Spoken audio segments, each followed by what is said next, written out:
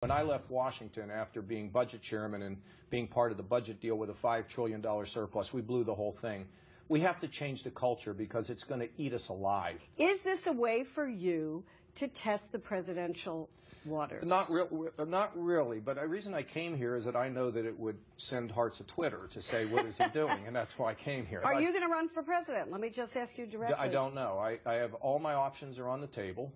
And it's a process that I, have really not spent an enormous amount of time studying internally. But look, I'm not saying I won't. I'm not saying I will. I'm leaving my options out there, and let's just see how things develop. I do, Gloria. Look, I do want the country, as much as I can, in a humble way, to tell people about what's happened in Ohio. And what's happened in Ohio has been incredibly good.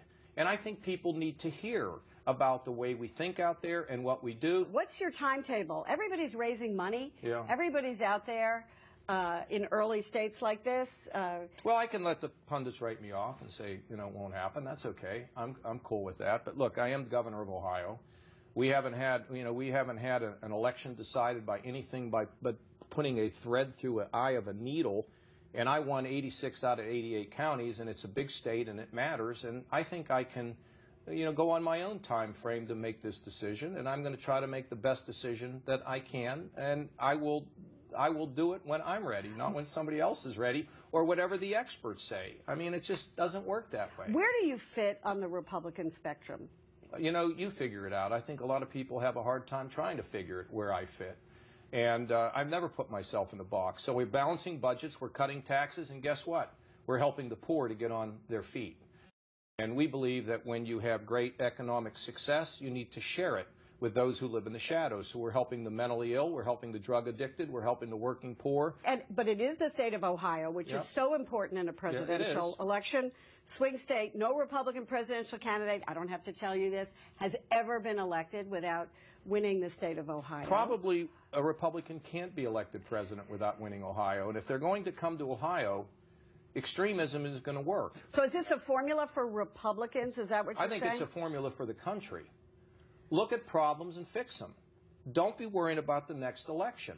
I mean, too many politicians worry about getting elected as they do their job. If they worried more about doing their job, they'd get elected. If you decide not to run, obviously you'd be on a list of vice presidential candidates again, because you're... I've been on a list of vice presidential candidates since I was, 35 years old or something. I pay no attention to that. And look, I love being... Look, as Would governor... you have any interest in it? I'm interested in being governor now. Okay. Okay? Well, what do vice presidents do, by the way?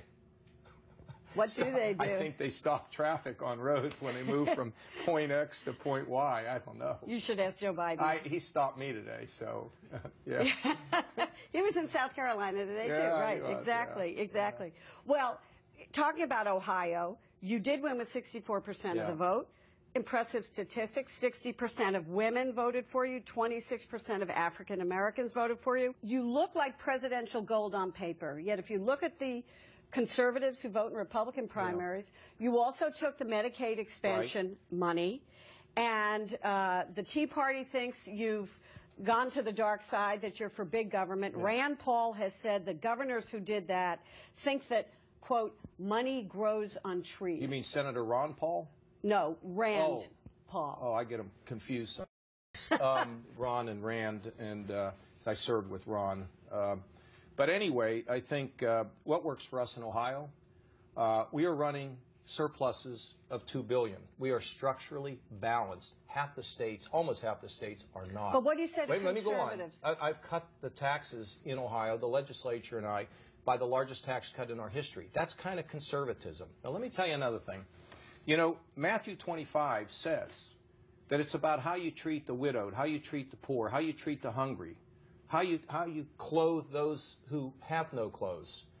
That is a conservative position to help them get on their feet so they then can assume their rightful place in our society. The faith community, at least I think still is, at least used to be, a part of the conservative movement. And the conservative movement is you don't just kick people to the shadows or push them off the side of the road. So what would you say to Rand Paul when he says governors like you? I'm not sure I would say much to him. I mean, I don't know what he's, you know, I don't know, maybe it doesn't work in Kentucky. Maybe everybody's fine. Maybe there aren't people who are suffering these problems. It's either pay me now or pay me later. And we think by giving people an opportunity to get the help they need and then give them the tools they need to rise, that is conservatism. And you know what? I've got as much a right as anybody in the Republican Party to define what conservatism means. We've cut taxes more than anybody in the country, and they're wondering about my conservatism. Maybe I should wonder about theirs. You also support Common Core, and you haven't ruled out a pathway to citizenship. How can you have those positions and win your party's nomination? Well, you know, if you were to run. First of all, when I ran in 2010, I received self-identified conservatives 80% of their vote. I can't think of anything that's more conservative or more right in terms of what America's about than opportunity. Do you think this is a problem for the Republican Party? I will tell you this, if somebody comes into Ohio and they're extreme, they're not going to win. Mm-hmm. I mean, we don't operate that way in Ohio. Let me move to foreign policy. Sure. So is Hillary Clinton's foreign policy experience an asset for her? I mean, it seems to be kind of hard to match, at least as you look at the lineup of Republicans so far. Well, you know, I don't want to get into Hillary. You know, I like Hillary, but I'm not ever going to be for her for president. But, you know, Gloria, foreign policy does matter. You know, so hopefully, whether I do this or not, I can have somewhat of a voice when it comes to the fact that America, you know, it just seems to be in retreat. Here's the tragedy. I talk to, you know, people who really they're just kind of bipartisan folks who study these issues. A lot of our friends, allies, and even our enemies are wondering, where's America? What's happening to it? And we are a moral force in the world. And when we decide to leave or to double talk or to paint red lines and walk away from them, we develop credibility problems. How would you handle ISIS differently from the way the president? Well, I honestly, I think that the Western world needs to be united, and we need to invite our friends in the Arab world together, and we do need to develop a plan, and we're not going to solve this problem just by bombing. Would you? I think we should be part of an effort to deal with this problem before it gets much worse. So you would consider boots on the ground? Sure. But Americans don't want boots on, I mean... Look, Americans will go for leadership that makes sense. Our job, you know, as public officials is not to put our finger in the air. Our job is to listen and then lead. So you would say to the American people... Well, first of all, I'm not president now, so I'm not making a speech tonight in the Oval Office. I'm just suggesting to you that at some point in dealing with this, you mark my words, whether John Kasich, you ever hear from him again, at some point it will require boots on the ground from the world to be able to deal with this problem.